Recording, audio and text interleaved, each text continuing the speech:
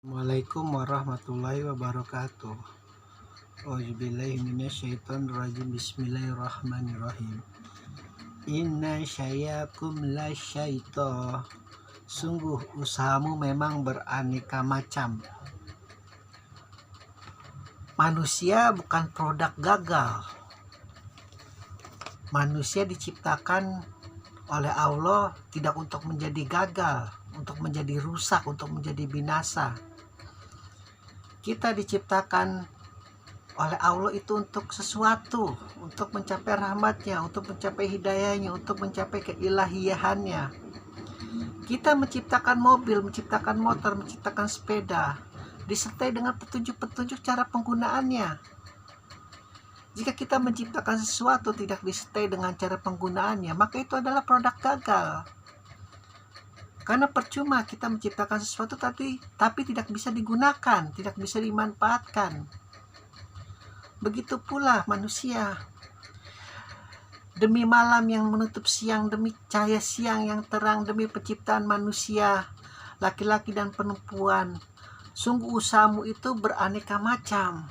Dalam memenuhi fitrahmu, dalam memenuhi lahiriahmu, materimu, batinmu, jiwamu, hawa nafsumu, beraneka macam manusia dengan cara-caranya sendiri, dengan pengalamannya sendiri, dengan kemampuannya sendiri, dengan bekal-bekal fitrah yang terutama adalah akal, hati, lalu hawa nafsu, lalu pengalamannya. Jadi sangat jalim jika Allah menciptakan manusia lalu dia tidak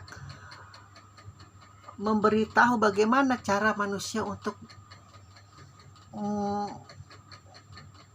mengeluarkan potensi-potensi yang ada di dalam dirinya, bagaimana tidak dikasih tahu. Itu Tuhan yang jalim. Maka dia kirim yang namanya utusan-utusan, para nabi, para rasul, para wali, para imam, dan pewarisnya adalah ustadz, ulama, habaib, syekh.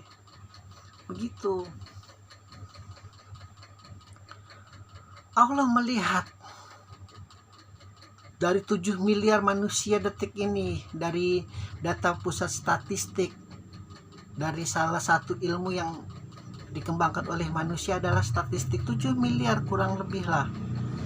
Itu beraneka macam usaha-usaha mereka untuk memenuhi kebutuhan minimal lahiriahnya saja dulu. Kita ikuti Abraham Maslow, minimal itu kebutuhan primernya, makan, minum, lalu kemudian pangan, sandang, rumah, pakaian, lalu kemudian setelah itu terpenuhi kebutuhan batinnya, image-nya, harga dirinya, kebutuhan tersialnya mewah, lalu kemudian terakhir adalah kebutuhan ilahiyah. Itu yang salah sebenarnya dalam konsep keduniawian. Karena ya wajar lah, karena memang kondisi mereka itu yang lebih mengutamakan adalah materi. Tapi bagi yang mereka yang memahami bahwa kepentingan untuk ilahullahannya itu yang paling utama, itu pasti akan terbungkus semua, pasti akan terpenuhi semua.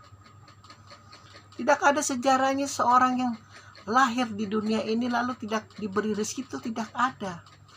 Ada binatang mikroorganisme itu di dalam lahar lapah itu saja diberi rezeki oleh Allah. Di dalam palung bumi yang paling dalam yang tidak ada cahaya, ikan buta juga ada rezekinya, walaupun berbentuk gangga-gangga, alga maksud saya, rumput-rumput laut yang di dalam bumi. Jadi sungguh luar biasa. Binatang saja diberi rezeki, apalagi kita manusia. Makanya orang yang menghalalkan segala cara memenuhi hawa nafsunya, dan ketika ditanya itu langsung dia berlari khilaf karena kesalahan sebagai manusia. Kita maafkan perbuatannya tapi kita tidak maafkan hasil yang diakibatnya, itu yang harus dihukum.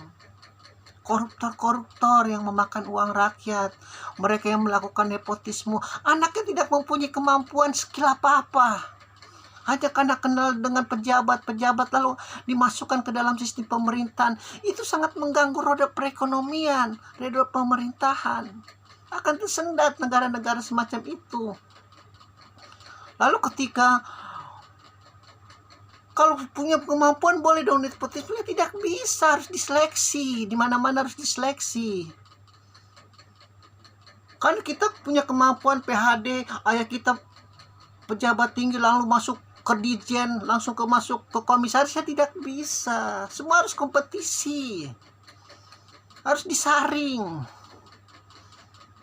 Jadi negara-negara barat itu, negara-negara maju memang karena sistem lahiriahnya, materialnya itu memang lebih diutamakan karena konsekuen dengan hukum, dengan fitrah hukumnya, nggak peduli. Pun kalau memang merasa dia terjebak oleh sistem, dia harus dikeluarkan bukti-bukti pengadilan. Dan kalau dia merasa memang masih benar, ya masih ada pengadilan Allah, itu yang paling adil seadil-adilnya. Pengadilan di dunia itu nggak ada yang adil satupun. Pasti ada celahnya untuk kita merasa tertindas, merasa terjalimi, pasti ada. Makanya mereka yang tidak mempercayai hari penghisapan itu adalah orang yang paling rugi di dunia. Sudah di dunia dia tidak mendapat keadilan, di akhirat pun tidak akan mendapat keadilan karena tidak percaya akan akhirat, tidak akan percaya hari penghisaban. Allah paham betul. Siang malam kita manusia ini berusaha, ada yang jadi gelandangan, ada yang jadi pelacur, ada yang jadi pemalak, ada yang jadi penodong, ada yang jadi perampok, ada yang jadi koruptor, ada juga yang baik-baik, yang mengerjakan kebajikan. Semua itu pun 100% kita tidak mungkin, kita semua itu dari cara yang halal tidak mungkin. Itulah sebabnya ada sedekah, ada infak, ada sodako untuk menutupi kekurangan-kekurangan itu. Hadapkan satu orang yang paling kaya di sini, apakah 100% itu dihasilkan dari cara yang halal? Ya tidak mungkin. Pasti ada beberapa sistem yang dia langgar, pasti ada beberapa cara yang dia langgar, nggak mungkin. Makanya kita merasa diri paling benar itu, merasa diri paling suci itu adalah orang yang paling bodoh di dunia. Nggak ada yang paling benar, ada yang paling suci. Yang paling suci, yang paling benar adalah Rasulullah, para nabi yang diutus, karena konsekuensinya dirinya. Sekali lurus-lurus, A, B, nggak ada itu hoak-hoak, berbuat bohong untuk kebenaran, berbuat bohong untuk putih, itu tidak ada di dalam diri mereka. Itu bisikan-bisikan laknatullah.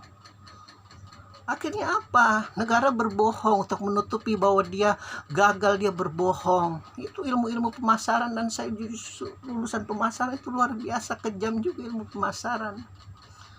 Memasarkan berita-berita hoak, berita-berita bohong. Kayak sebagai rakyat itu harus cerdas.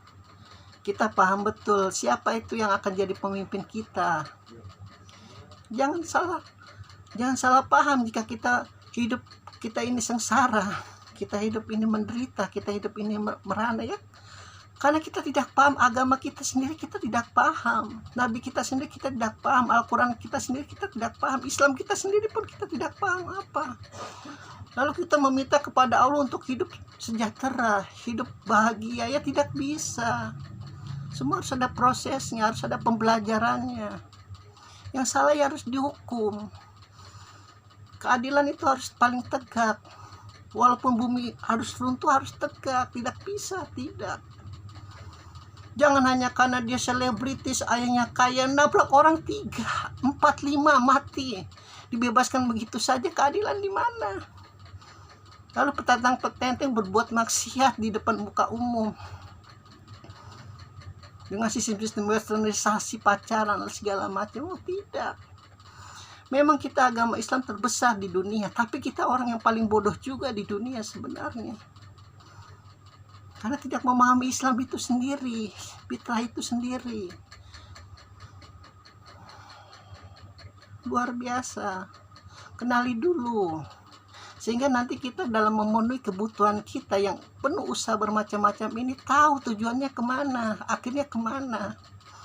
Jangan seperti zombie berjalan tanpa tujuan. Yang penting hidup hari ini, ya tidak bisa. Tidak diajarkan itu di dalam Al-Quran, apalagi di dalam fitrah Islam para nabi, tidak. Alhamdulillahirabbil alamin.